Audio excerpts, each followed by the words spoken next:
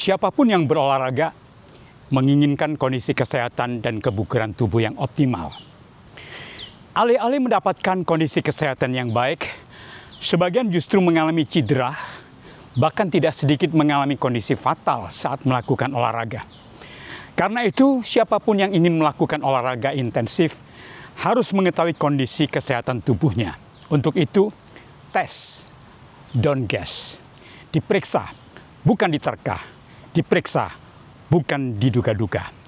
Dengan kita mengetahui kondisi kesehatan jantung dan pembuluh darah kita dengan baik, maka kita bisa melakukan aktivitas olahraga intensif dengan ketenangan hati.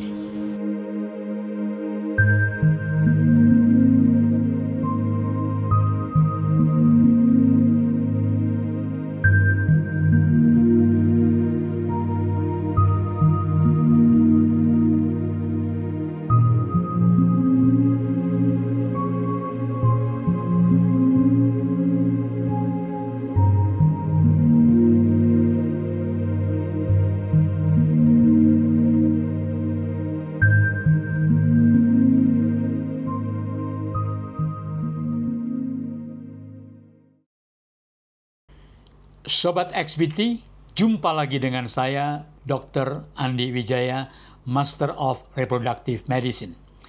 Pada episode keempat, kelima, dan keenam, saya akan menjelaskan kepada teman-teman apa yang mesti diperhatikan agar aktivitas olahraga bisa kita lakukan dengan aman. Untuk itu, saya akan gunakan dua guideline, teman-teman. Yang pertama adalah dari European Society of Cardiology. Ini adalah perkumpulan dokter jantung di Eropa. Lalu guideline yang kedua saya ambil dari American Heart Association, yaitu organisasi dokter ahli jantung di Amerika. Dua organisasi dokter jantung ini adalah dua organisasi kedokteran jantung terbesar di seluruh dunia. Yang mereka publikasikan, guideline yang mereka buat menjadi acuan hampir semua dokter jantung di seluruh dunia. Saya menggunakan guideline ini supaya kita bisa mendapatkan panduan-panduan yang objektif berdasarkan kajian-kajian saintifik. Di samping itu saya juga tambahkan dari dua jurnal sport medicine, teman-teman, supaya kita bisa mendapatkan hal-hal yang lebih praktikal, yang lebih praktis untuk bisa kita lakukan di dalam aktivitas olahraga kita sehari-hari. Saya berharap 3 episode ini, yaitu episode keempat, kelima, dan keenam, membuat kita bisa melakukan olahraga dengan ketenangan hati. Dalam episode yang keempat, saya telah mengulas cardiac screening, primary test, yang fokus untuk memastikan jantung kita dalam kondisi yang sehat. Tetapi memiliki kondisi jantung yang sehat saja tidak cukup, teman-teman. Agar olahraga kita aman, hal yang kedua yang harus diperhatikan adalah kondisi pembuluh darah kita.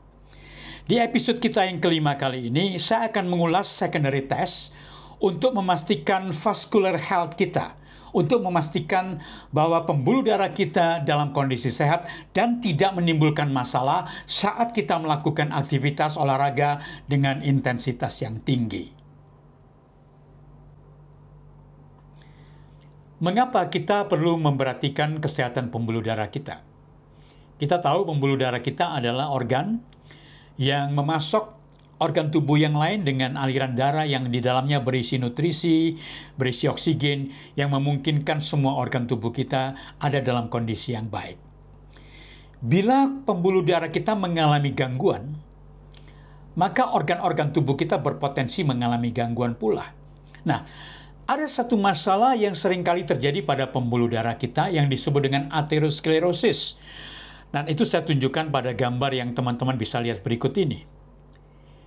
Sebelah kiri adalah pembuluh darah yang normal. Teman-teman bisa lihat pembuluh darah ini begitu bersih, ya, begitu lebar, sehingga aliran darah bisa lancar di sana. Tetapi yang di sebelah kiri itu ada pembuluh darah yang mengalami aterosklerosis. Ada plaknya di situ. Ada timbunan sesuatu di situ yang menyebabkan ada penyempitan pada pembuluh darah tersebut sehingga aliran darah bisa mengalami gangguan. Nah, plak ini ada dua macam. Plak yang pertama disebut dengan hard plak, plak yang keras, yaitu plak yang berisi kalsium. Teman-teman ingat, saya memiliki kondisi jantung koroner saya mengalami kalsifikasi atau pengerasan dengan skor 431. Nah, itu artinya adalah di pembuluh jantung koroner saya itu ada plak seperti ini tetapi mengeras karena ada kalsium yang ada di sana. Nah, yang kedua adalah plak yang disebut dengan soft plak. Soft plak ini isinya adalah lebih banyak lemak, kolesterol ya. Kemudian di sana ada sel-sel inflamasi. Tetapi dari dua jenis plak ini, plak yang sudah mengalami kalsifikasi atau plak yang masih dalam bentuk soft plak, ternyata soft plak ini jauh lebih berbahaya. Kenapa soft plak bisa jauh lebih berbahaya? Karena soft plak ini bisa mengalami kondisi dia bisa pecah. Bila soft plak ini pecah, maka akan ada luka di pembuluh darah tersebut. Karena di situ seperti ada bisul yang meletus.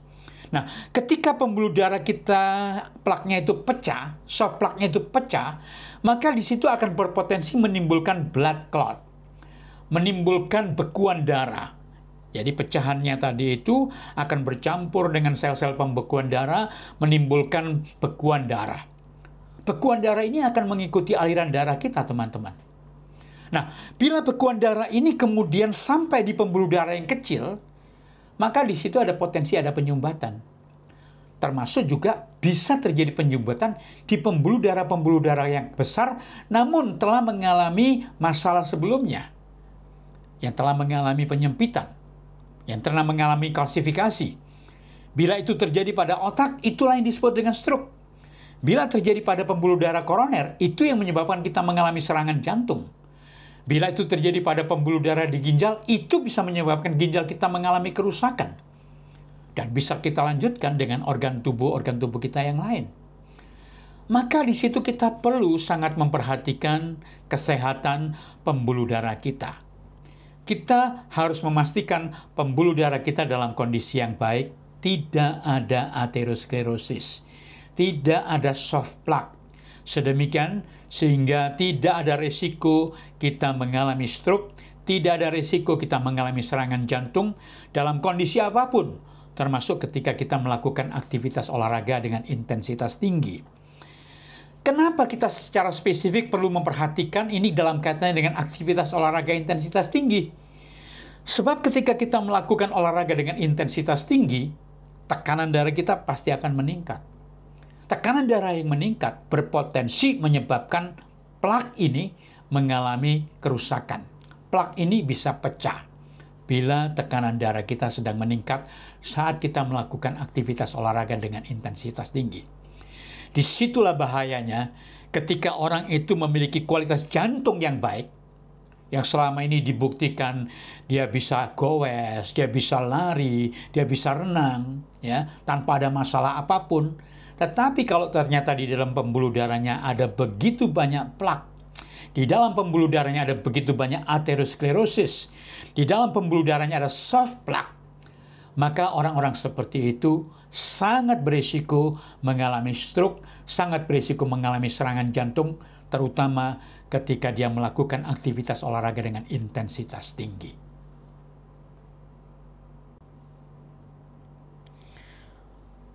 Lalu bagaimana kita bisa memastikan pembuluh darah kita dalam kondisi yang sehat?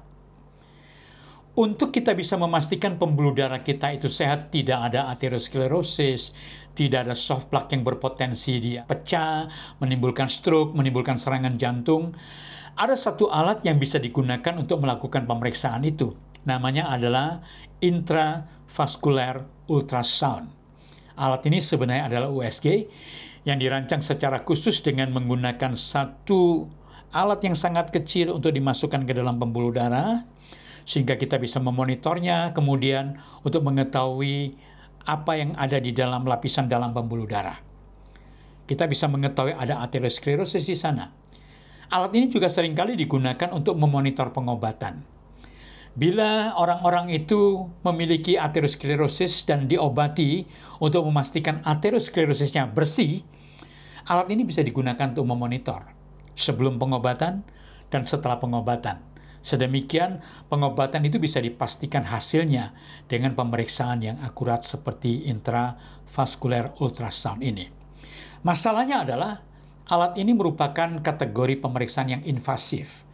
Artinya ada sesuatu yang dimasukkan ke dalam tubuh kita. Ada alat yang dimasukkan ke dalam tubuh kita. Saya secara pribadi kurang menyukai prosedur yang invasif seperti ini, teman-teman. Kalau ada cara yang non-invasif, saya akan lebih memilih cara yang non-invasif. Dan ternyata ada. Saya akan jelaskan pada bagian berikutnya. Pemeriksaan non-invasif yang bisa kita gunakan untuk mendeteksi adanya aterosklerosis adalah carotid ultrasound. Seperti teman-teman lihat di gambar ini. Ini juga USG, teman-teman. Nah, tetapi di sini yang diperiksa adalah carotid artery di leher kita, teman-teman. Ya. Dan alatnya itu tidak perlu dimasukkan ke dalam tubuh, tidak perlu dimasukkan ke dalam pembuluh darah, tetapi cukup ditempelkan di leher kita. Ya. Maka alat ini bisa mendeteksi bila ada aterosklerosis di pembuluh darah karotis kita. Tentu hasil pemeriksaan ini tidak sedetail seperti hasil pemeriksaan intravascular ultrasound yang alatnya dimasukkan ke dalam pembuluh darah kita. Tetapi bagi saya ini cukup, dan ketika kita bisa mendeteksi di sini, ini bisa menjadi gambaran umum kondisi kesehatan pembuluh darah kita. Kalau ternyata di situ ada aterosklerosis, maka kita harus mencari hal-hal yang bisa menyebabkan terjadinya aterosklerosis ini. Disitulah pentingnya pemeriksaan tahap yang ketiga yang nanti akan saya jelaskan dalam episode kita yang ke-6.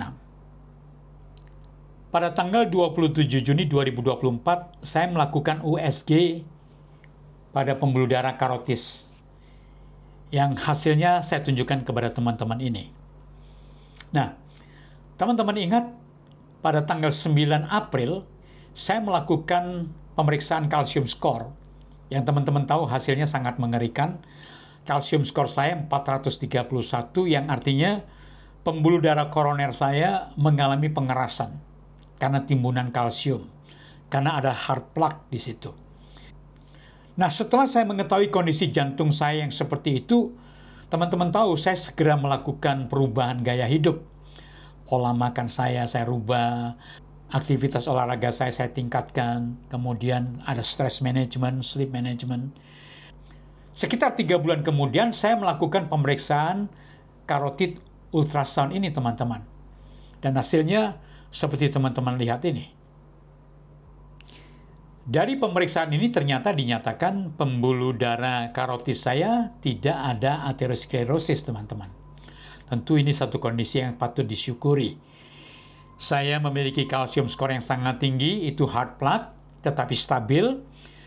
Lalu kemudian saya mengimplementasikan evidence-based lifestyle medicine, dan beberapa bulan kemudian ternyata dinyatakan kondisi pembuluh darah saya, paling tidak di arteri karotis saya semuanya bersih, tidak ada aterosklerosis. Tapi biasanya ini merupakan satu kondisi yang bersifat sistemik. Artinya kalau di karotis kita bersih, di pembuluh darah kita yang lain kemungkinan ada dalam kondisi yang sama. Karena ini merupakan sesuatu yang bersifat sistemik. Inilah yang menyebabkan saya bisa melakukan aktivitas olahraga dengan intensitas tinggi seperti lari dengan ketenangan hati.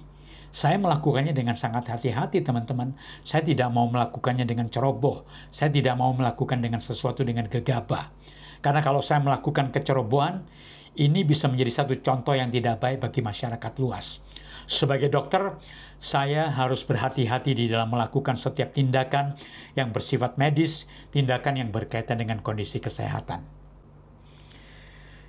Kalau kondisi jantung kita baik, lalu pembuluh darah kita juga dalam kondisi yang sehat, maka kita bisa melakukan aktivitas olahraga dengan intensitas tinggi dengan ketenangan hati. Ingat teman, sehat itu murah, sakit itu mahal. Salam sehat, XBT Health Style.